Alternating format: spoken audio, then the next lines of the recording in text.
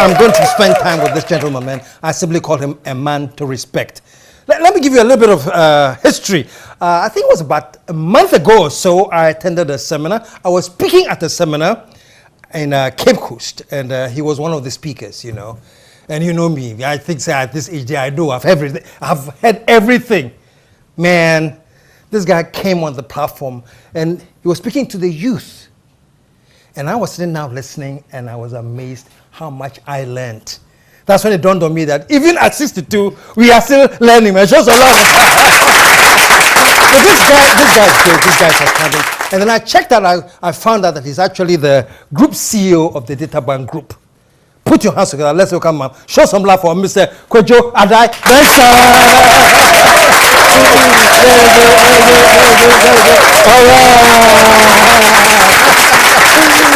Welcome to the show. Thank you very much. Thank you very much. Oh, Charlie, so I didn't say anything there about Charlie. I told Albert after your presentation. Yes. I said, "Wow, because Monsieur Bibirio." Medasi. No. Yeah. Baby, I learned a lot. But it's fantastic, man. Yeah. The advice you gave to the youth, which I think all Ghanaians must hear. We can't give it now. But it's amazing. What's this fascination you have for the youth?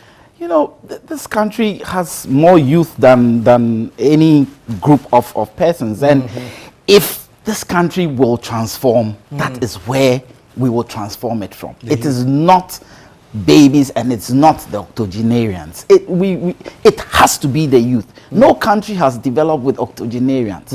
It's always been the youth. Even in Ghana, those who won independence for us were all less than 50 years old. All of them were less than 50 years old. The question I keep asking them today is, if we were supposed to win independence for Ghana today, would we have been able to do it?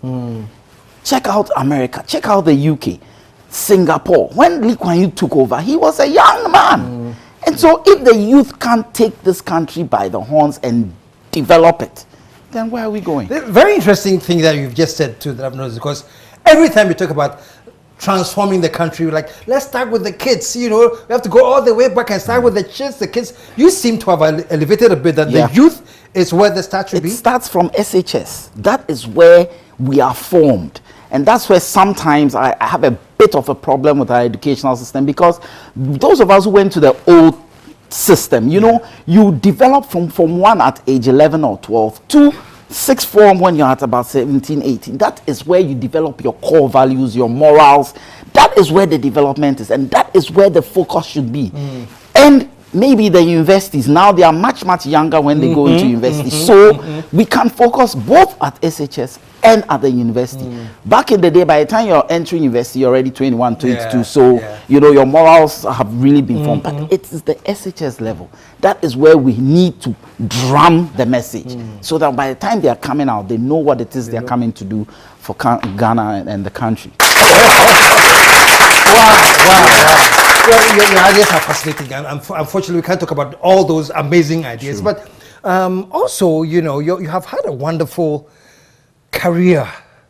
I think, at least that's from what I've researched, I know. You know, you started off at Databank right after university. Yes. And how long did you work there?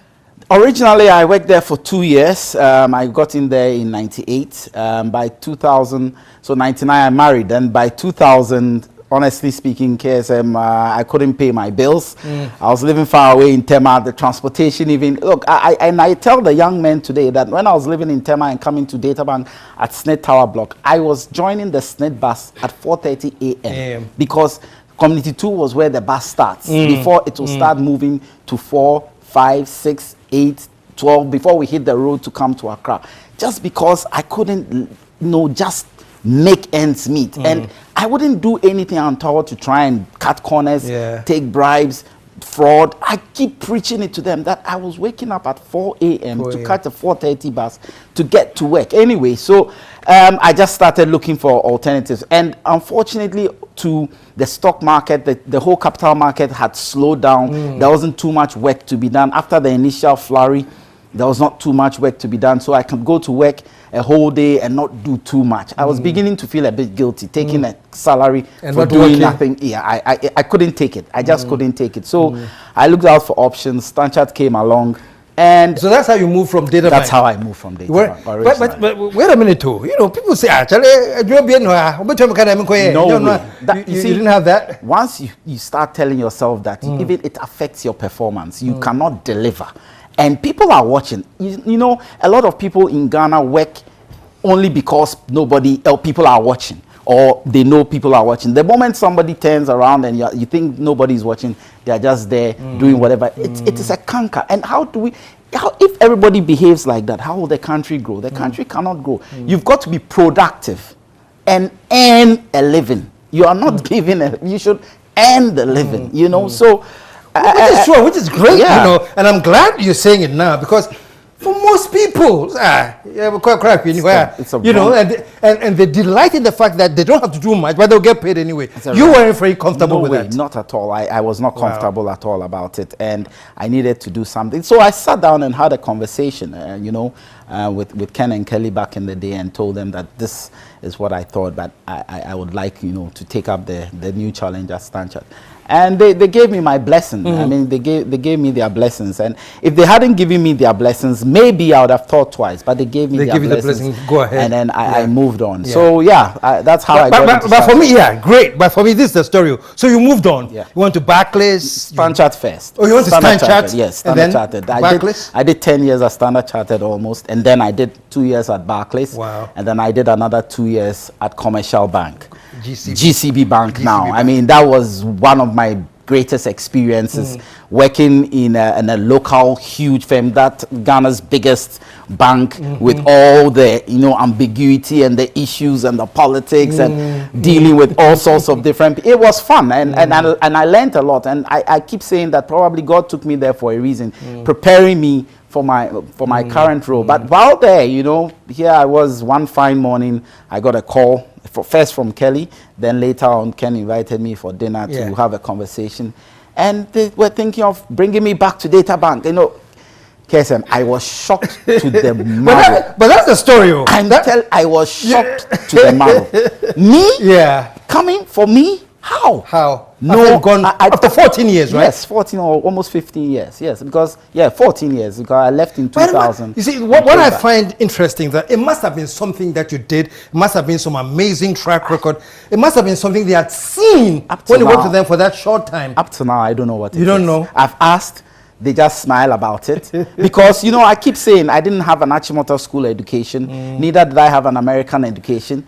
And when I was at Databank, not everybody, but almost everybody either had an Achimota school education or had an American education. Yeah, kind of retaining, like you. You're working with the retainees. So I couldn't believe it, but I took it as a great honor. Wow. I mean, KSM, it was the greatest honor given to me to come back and lead Databank. I was amazed. But I took it as such an honor that I didn't even care about the remuneration. Because here I was at GCB Bank, Chief Operating Officer, on the right-hand side of the MD, you know, controlling how many branches, controlling this fleet of cars, houses. You know, all I have to do is sneeze and everybody's at my beck and call. And you left it? I left it. Why? You know, the honor I told you was bigger than any amount of money it could give me. Wow. In addition to that, you know, and I'm advising people, especially maybe civil servants, when you have free housing, you have free petrol, free generator. And that time, Dumso 2 was on. And I was with a generator being fuel. You know, they try to make life comfortable for you. If you are not careful, you get stuck in there. You blink and it's retirement. And you have nothing. It happens to a lot of civil servants. And they don't have a house yet. So I said, Kojo, move away. This is not reality. This is not what most Ghanaians are doing. Move into reality. Get your own house, pay your own mortgage, you know, pay your own bills, and move away from all these pecs. I walked away from the pecs, but the honor was more than enough to just take care of. I was so proud of the job they had given to me. That's interesting, like I said, if I was a writer or I was doing a movie or anything, this part is like, so there's a lot of intrigue in it, because you left and then you became big and you didn't even have to come back there. No, but I didn't have to. But it means that maybe they were following me or tracking me and watching what I was doing. They must have. They must have. And integrity is a big deal at Databank, and maybe they picked that up too. And some degree of humility is also in our values. So I always tell people that you never know. If I had done some deal, and KSM in my career, in commercial banking, you can imagine the opportunistic deals in quotes that would have come to my table, that would have made me a millionaire by now. But so what? It's more important to do the work. Was it your upbringing? People can make reasons to justify why they should accept the deal and be very comfortable with the justification. Oh, now why? After all, I haven't robbed anybody. I haven't killed. This thing has come as an opportunity. Why don't I milk it? What was it about you that was resisting? Okay, a bit of my background. My grandfather was Inimado. I don't know if you knew Inimado. That's your grandfather. At one point, he was the richest man in Ghana, without a doubt. Had loads of property, cash. I mean, he was a typical Ghanaian rich man. And we lived with him at some point. I'll come back to that. But we moved from Legon. We had to move from Legon and come and live with him. So I lived with him for a couple of years, before he died. And I saw money. But you know what? After he died, I think the case is still in court. I stand corrected. But the contest that came around all that, so I sat back and said, so why did he have to amass all this wealth only to bring a potential conflict among his descendants? What's the point? At that point, I realized all one needs to do is to be comfortable. It's not for me. Billions and billions, only for you to die, go down 6 feet, for people to be fighting behind you. What really is the point? Just be comfortable. And I grew up on the Legon campus where your father was a lecturer. My dad was a lecturer. Okay. He was a former vice chancellor, a professor emeritus now of chemistry, and we were in very humble surroundings, and we didn't see anything wrong in our surroundings. Today, the lecturers are even in a better shape than back in the day. When you enter a lecturer's home in Legon in the 70s, I mean, it's just 3 chairs, 2 chairs, wooden, and then some dining table. Once in a while, you'll be lucky to even have a car. Some of the lecturers will be walking, and we didn't see anything wrong with that. And there was dignity in their job. So I think maybe at that time, I found out that there's more to a good name than riches. I mean, that common saying. But we lived it because we saw good names, decent professors, and some of them had their wives as our teachers in university primary school. So they will be teaching us and bringing us up in that kind of humble way. So maybe you are right. Without knowing, unconsciously it impacted me. Maybe. So, but you did get lots of offers, eh? Oh, you have no clue. You have no clue. Someone is probably watching, but but now I think the message is out there. I don't get them coming anymore. I think the message is as for Kojo, when you go, he's not going to mind you. What are you doing? You are wasting your time. I mean, to the extent that I know it may sound weird, but Christmas hampers, I don't take them home. There are certain things that I'll even return. And there's somebody in the background here who will tell you, I've actually returned handkerchiefs and pens before. Really? With all due respect. I was so furious for doing nothing. And then they brought it, and they will say it's a token. But that's how it starts. When you start and you take a token will now become 3 tokens, and then it's growing. And you are getting used to it. It's a very dangerous thing. It's a bad habit. So I try to avoid it and just live within my own. How much, talking about this thing, giving, gifts, all of those things, that in our modern current context, it can corrupt, But how much of this is in conflict with our traditional way of life where, oh, and they bring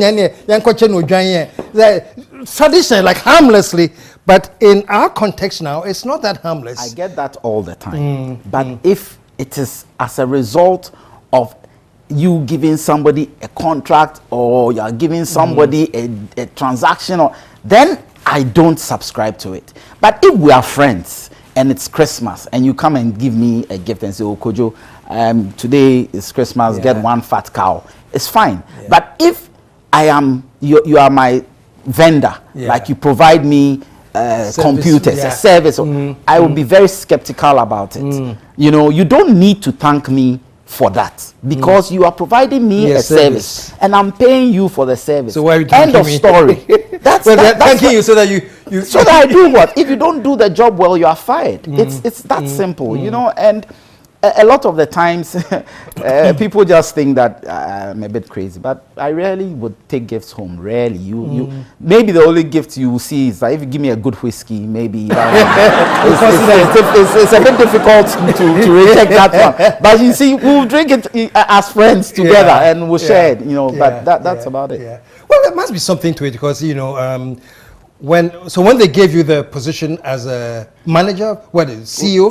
Group CEO. Group CEO. They had 4 branches. Yeah. And as we speak now, through your leadership and hard work and a great team. Yes, great team. I was going to tell you that. It's more great team than me, but great team. Yeah, you've moved it. It's now been moved from 14 to 19. 19 locations. Yeah, wow. we like to use the word locations because a few of them are in partnership with GT Bank, where we are really embedded within the GT Bank space. But it is a location where you can go and do full end-to-end service business. And then we have other independent branches too. My strength has been in retail. I mean, my commercial banking experience gave me a very strong retail experience, and I thought it was time for Ghanaians to understand investment banking.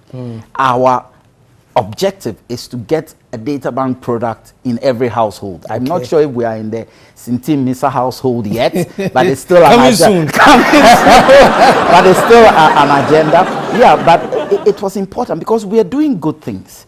We are helping Ghanaians achieve financial independence. We are helping Ghanaians with the new pensions law retire comfortably and not just rely on a SNIT, you know. So why should it just be in Accra, Kumasi, Takoradi, and Tema? Why is that? You're doing a great thing here. Let's send it out to the whole of Ghana. So we had a roadmap. We're actually ahead of our roadmap. We were expecting to be in 8 regions by 2020. We're already in the 8 regions. So the only 2 regions we don't have presence is Upper East and Upper West. But it is also coming soon to a region here. I think it's very, very important that Ghanaians get to know what investment banking is and what it is they can do, because all Ghanaians know is probably commercial banking, you know, just savings and current accounts, fixed deposit, treasurer bills, as they put it, you know, in the hinterlands. But they need to once you're here, of course, you can't leave here until we get into all of that. So we're going to take a commercial break. When we come back, I'm going to pick his brains on what he thinks of the banking system. How safe are we? How is Databank different from other banks? And a whole lot more. Stick around, we'll be right back.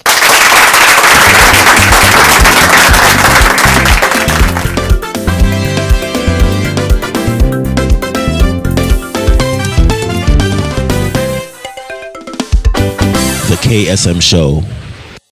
Okay, folks, we're having fun. I don't know about you, but I'm having fun, man. And we are here with Kojo Addae Mensah, somebody that I call simply dynamic, man. Kojo, welcome back. Thank you very much. Oh, so good to have you. Before we took the commercial break, we're just going to get into banking. You know, there have been a lot of banking bad news, if I should say, collapses and things, and people are now worried about banking generally. Databank is an investment bank. Yes. In this era where there are bank collapses and with all the negativity, first of all, what's your view on the general trend? Well, I think it's important that we clean up the banking sector. It is important. What this is doing, though, is it's bringing back the nervousness people, you know, used to have in the 80s and the 90s about banking. The confidence is waning.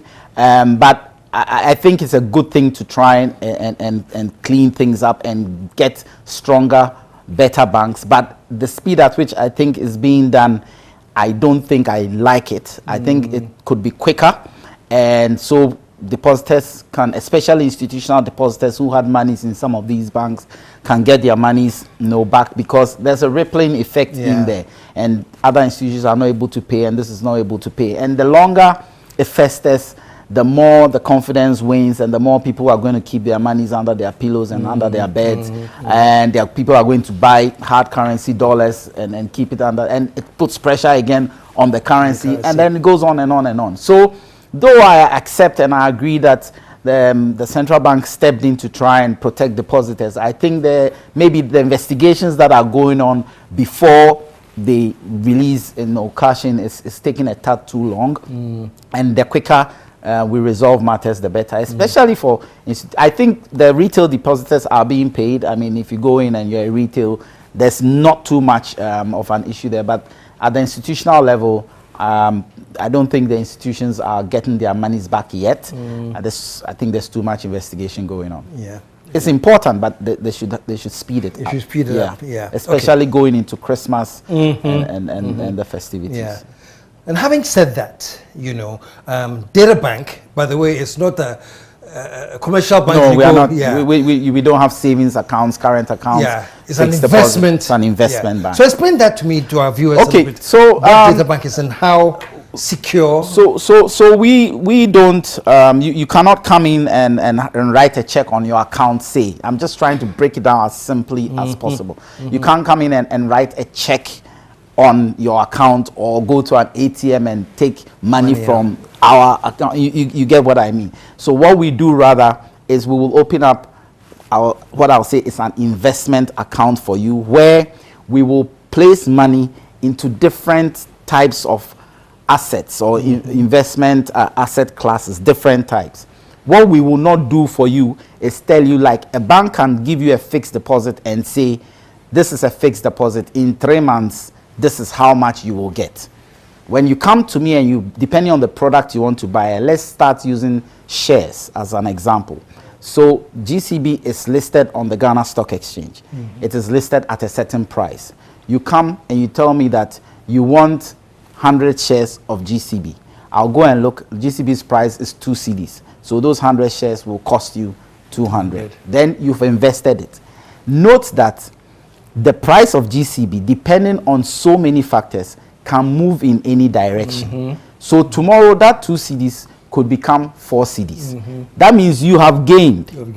Your 2 cedis that you bought has doubled. In the same vein, that 2 cedis can drop. And the investment you made has gone down. However, I'm using the shares only as an example. However, research shows that when you invest in shares over a 5-year period, you are unlikely, I didn't say you will not, but you are unlikely to lose out. But because most of us don't have enough money to buy huge number of shares on the market, we then at Databank, for example, will create a product. So EPAC is our equity product, where you will bring your 10 cedis, because most of us don't have enough money to go in alone and buy a huge share. You bring your 20 cedis, 50 cedis here, and then we put it together. We will sit down, we understand how the market works, we research the companies, we know which ones are likely to do well, and then with the gathered money, we will go and buy the shares on your behalf. But we give each and every one of you units. So depending on how EPAC is moving, it can go up or down. You are either gaining or you are also losing. But you are all in a pool. And the beauty of a product like EPAC is you can come in and go out at any point in time. We call them mutual funds. We have 5 of them at Databank, but we call them mutual funds. So anytime you want your money, you can just come for it. But you have to note that it could be high or it could be low. That's what people don't tend to understand most of the time. All Ghanaians do is they come in and they say more 500, 3 months time Menya saying. That's not what the job of an investment bank is. The only product we can guarantee you a return on at an investment bank is a treasury bill. And that is, we are buying it on behalf of government. So we are not even doing the guaranteeing. It's the government that is guaranteeing. We are doing it on their behalf. Now we have various mutual funds. So we have M Fund, which is now a fixed income fund. We have B Fund, ARC Fund, Eddy Funds, which I would say are kind of balanced funds. So depending on your risk appetite, you know, some people can't take the volatility you have in a product like EPAC. So they are more stable, cautious investors. There's M Fund, which is a fixed income fund. Same concept. I only have 5 CDs. I only have 10 CDs. I only have 20.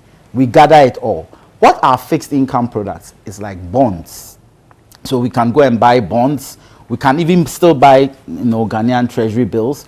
You can buy government of Ghana bonds or corporate bonds. Those are fixed income products. They give you more stable return. But still, we do not promise you that in 3 months you get this or you get that. It moves depending on the different ones that you see, because you have bought so many different asset classes. You cannot say that by all means this is how much return we'll get. What we'll tell you is that in the last 3 years, this is what we've done, and this is what we are likely to do. You know, so those are the kinds of products at an investment bank like Databank we manage. Now, people think that when they hear Databank's assets under management is over 3 billion, they think that that 3 billion belongs to us. It doesn't. And honestly, KSM, some of the problems that are happening in the financial services sector, my own colleagues, I will chastise some of them. They tend to think that the depositors fund that has come, they can use it anyhow. You cannot use it anyhow. Absolutely no way. It is for the depositor. You earn a management fee of 1% on that. That is yours.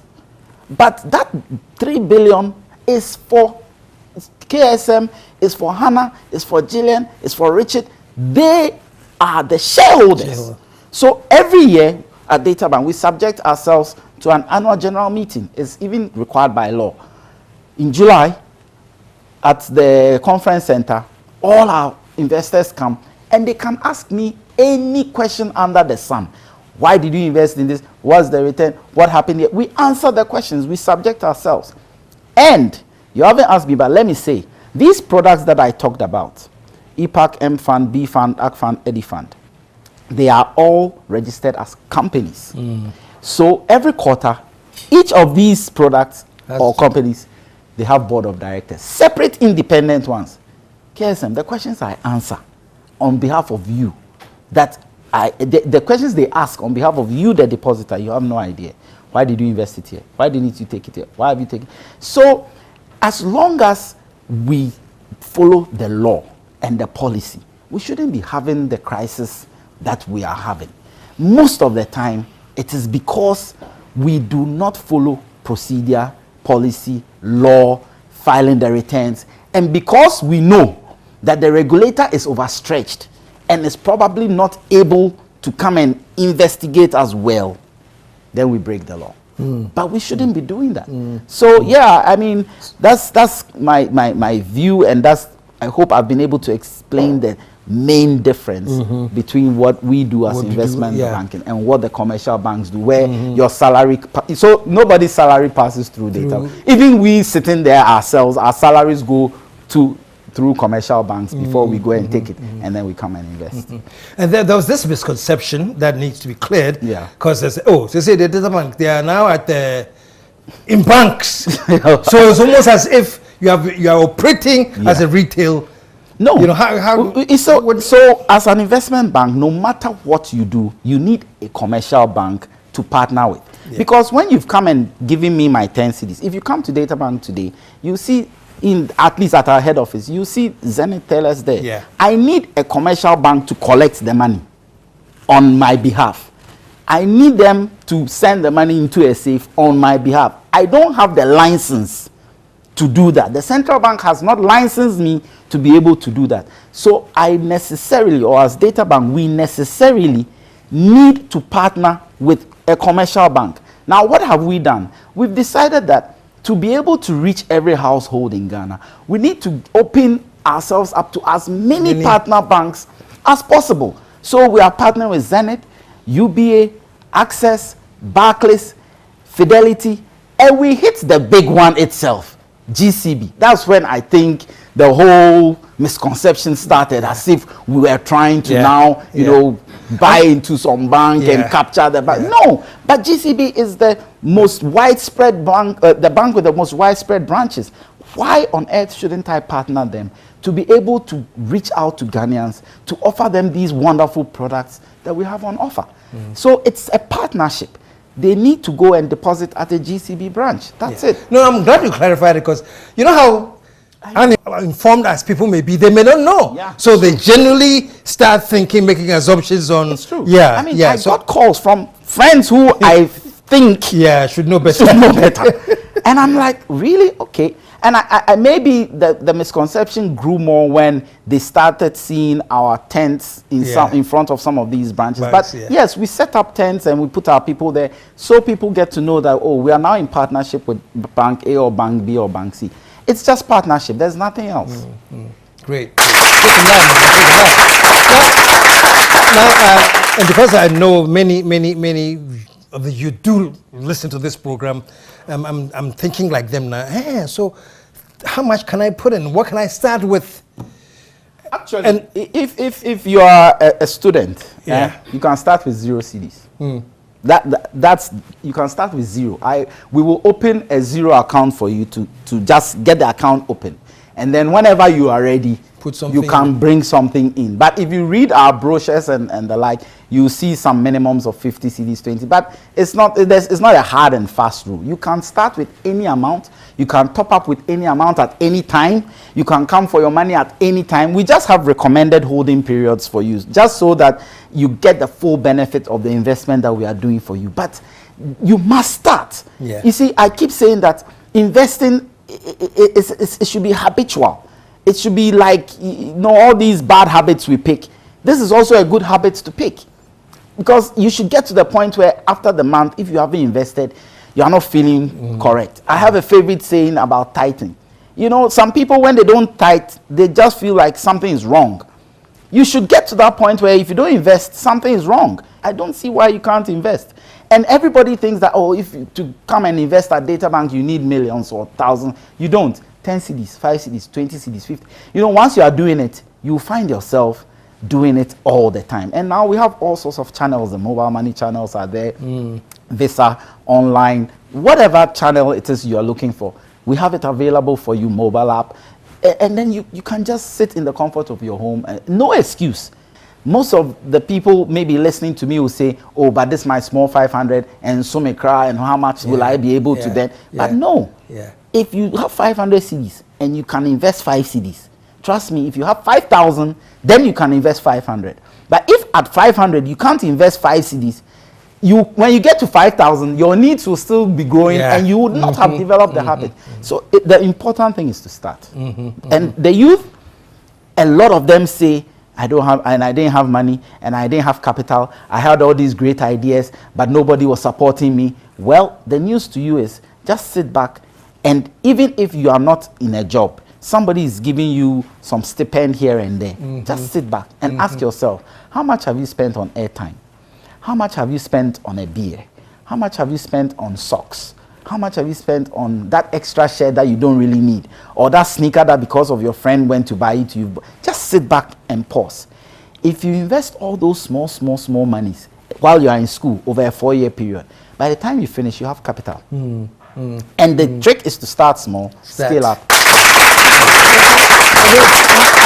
I was quite happy, because when we went to this seminar, there were thousands of students, and I could just tell from the questions that we're asking that there's a yearning to understand the whole investment culture, which is quite missing. So for many it was new. Oh, really? So I can put away as low as that and still consider it as something that can work for me in the future. There's the hunger, there's the thirst, and we've decided to tell ourselves that we will do these seminars. It's expensive. Sometimes you don't see the benefit immediately, but if I catch you in first year, and you are investing 20 cedis, I can bet that if you start a big business or you get a good job, and you will naturally gravitate towards Databank, because we invested in you 5 or 10 years ago. A lot of people see it as cost that will not have immediate benefit, but it's not about the immediate benefit. Not about the immediate, no, it's about educating the youth to because without that, the country will not develop. It will not develop. America developed on the back of mutual funds like this. And we also talk about retirement. I mean, for those who, people don't think about retirement until they are 55. It's too late. You start thinking about retirement the day you start earning anything. And most of the youth think, oh, it's some far away thing. You know, today, look, you said you're 62. Do they know when you started? So technically speaking, if you are in formal employment, you are retired. But look at how much energy you have. You know, you can live 30 years after retirement. You will need money to retire. Where are you going to get it from? You've got to support good firms that are trying to help Ghanaians like that. Not, you know, and I'm not saying we are the only one. We are not. Just do your background checks. Make sure that you are not being greedy. A lot of people just want a quick buck. They want a quick buck. And, oh, have you heard, once you take it, you get this. And then, maybe in the short term you get it. But it doesn't work that way. There is no magic in trying to prepare for your retirement. It is a slow, painful process. If you go through that process, you'll be fine. It works. Put your hands together, man. Well, man, we haven't even talked about you and sports, man. You host a sports program? Not anymore. Not anymore? Not anymore. But I used to be a columnist in Kotoko Express. I don't know if those who know Kotoko Express. But back in Herbert's day, when I was part of the management, I mean, my column was one of the most widely read, Kojo's Thoughts. I used to write it twice a week, then I slowed down to once a week. But I did once a week for a long time. I think I just stopped writing in 2015. I wrote for over almost 15 years or 16 years as a columnist. And I used to tell myself that in the private newspaper space, after Kwamdan Yeboah, I think I was the longest serving columnist. I don't know anybody who wrote longer than me. I don't know if Kwabna still writes. I doubt it, because now newspaper is sort of dying and everything is gone digital. So I've been a staunch Kotoko guy for a very long time. It's sad to see how our local game is going now. It's very sad. I'm not as passionate as I used to be, but I'm now very passionate about Liverpool. And I never walk alone. This season, I think we'll give City a run for their money. I really watch Liverpool a lot. Every season since 2005, at least, I'll visit Anfield once to go and watch Liverpool play. I would also go with my son to Chelsea. He's Chelsea. I can live with Chelsea, but if you had gone to the other red, that would have been a disaster. But I can live with Chelsea, so I take him to Stamford Bridge. I've taken him twice to Stamford Bridge. Just go and watch Chelsea. And unfortunately for me, when it comes to sports, football. You're zero. Why they didn't buy a ball for you when you were young? I play better to Quetta. I don't know when that happened. Because look, my mom had a hard time with me and football. Hard time. Because, you know, I didn't mention that earlier, but my dad had to go into exile in the 81 coup that Rollins, because my dad was the general secretary of the PMP at the time. So somebody would say he's the Masedu Ketia of the PMP at the time. So he had to run away. So my mom looked after us, 4 of us, just like a single mother. And she just couldn't have time to really put a hold on me. So my football thing, I'll go and play all day, come back hurt, and then hide the injury, try and fix it. It becomes septic. All sorts of. I think I've given my mom hell, but it's all good. And I will be traveling all over the country, you know, to every stadium that Kotoko is going. I mean, at that young age, going to Caladan, you know, sit in a bus and go to Caladan before my mom realizes I'm in Caladan watching football. I'm coming. I'm in Cape Coast today. I'm here tomorrow. It was. But I've been very passionate about the game. Today I still play on Saturday. I still play on Saturday mornings. It's not. It's just. It's not anything serious, but it's for exercise and you know, just being with friends, and we've been together That our Keep Fit group that plays soccer, we've been together for almost 20 years now. What's the name of the group? Union. The Union, yes. All right, all right. Just for Union. In the last 2 years, how old are you? Married? Yeah. I mean, Vinia, I married Vinia. She was my university sweetheart, as they put it. Go way back. Oh yeah, we went out for like 7 or 8 years before even we got married. We have one son, Elia. We really love him. But she's also an extremely busy woman. Where does she work? West African Network for Peace. Okay. I don't know if you remember Bombande. Yes. Yeah. So yes. she replaced Bombande. Oh, she replaced. Okay. Yeah. She replaced Show us some Bombande. love. But the flip side of it is that she's out every month somewhere. You know, I think she travels more than I do. Yeah. I mean, this year we were checking the other day. Every month of She's this out. year, she's stepped out some way somehow. But you know, the Peacekeeping boys is a big. Peacekeeping is a big thing. But the boys, we don't complain. You know, when mom is away, then Charlie, it's playtime for us. You know, we're eating pizza and watching TV. Something that mom will not ascribe to. But yeah, we do have our fun. Yeah. Show some love, man. Kojo Addae Mensah. Oh, it was great hanging out with you, man. Actually, I need like a 2-hour special. Oh yeah, I'll make time. Yeah. And then we talk more. The place I was going to go into. 1.9. The place I was going to is just your leadership, because I've spoken to some of the people who work under you and said, Charlie, who can stand me? But I don't think we have time to. I'll just call it situational. Situational? I read the situation and then I apply the appropriate for each situation. For each situation, I will. But I don't tolerate mediocrity. Okay. I don't tolerate mediocrity. I mean, I must tell you, I've had my head of HR write lines before, just 2 months ago. You know, when we're in primary school, you write lines. Yeah. I made her write lines. And she said, I will read over my work. I will read over my work. She did it, 100 lines. I mean, you can verify when we leave the studio. And I threaten people, you want to write lines? So before you bring something in front of me, you have checked it, be careful. and rechecked. Yeah. You show some love, man. Kojo Addae Mensah, CEO of Databank. And thank you so much for the dedication. And believe me, it's gone a long way, man. Thank you. So it's been a pleasure. Is there a number you can give out in case people have questions or anything? 0302-610-610. Okay. 0302-610-610. Okay. And the number is on your screen right now. Yeah. And the youth, I urge you to invest. Work for money now, but when you grow old like me, money should be working for you. Exactly. You know, so check out the numbers on the screen, call them, and let's get it going. Let's go one more time, Kojo Addae